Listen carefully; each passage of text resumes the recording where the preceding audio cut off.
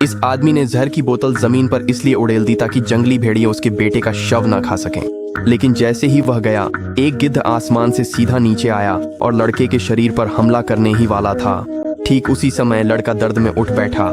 उसने गिद्ध को पकड़कर जोर से नीचे घाटी में फेंक दिया। तभी उसे एहसास हुआ कि वह असल में एक खाई के किनारे लेटा हुआ था। अगर वह वहीं रहता तो भूख से मर जाता, इसलिए उसने एक लापरवाह फैसला लिया। वह धीरे धीरे चट्टान से नीचे उतरने लगा, लेकिन अचानक उसका पैर फिसल गया और वह गिरने ही वाला था। सौभाग्य से उसने चट्टान की एक दरार को पकड़ लिया। अब वह चट्टान के बीचों बीच लटक रहा था। अचानक बारिश शुरू हो गई और उसकी ताकत कम होने लगी। नीचे देखा तो बारिश का पानी एक बहती हुई नदी में बदल गया था।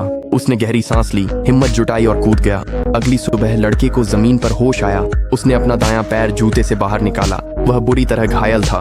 उसने एक लकड़ी की छड़ी उठाई और एक साधारण पट्टी बना ली।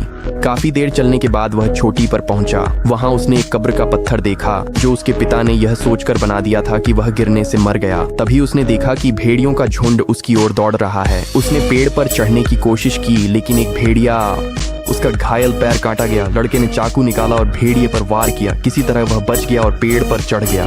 भेड़िए जाने को तैयार नहीं थे और पूरी रात भौंकते रहे। अगली सुबह झुंड वहां से चला गया। सिर्फ एक घायल भेड़िया रह गया था।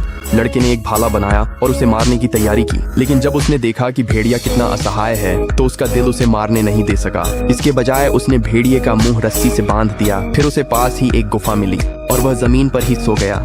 जब वह सुबह उठा तो देखा कि भेड़िया किसी तरह रस्सी से खुद को छुड़ा चुका था, लेकिन उसने उस पर हमला नहीं किया। लड़के ने प्यार से उसके सामने थोड़ा पानी रख दिया।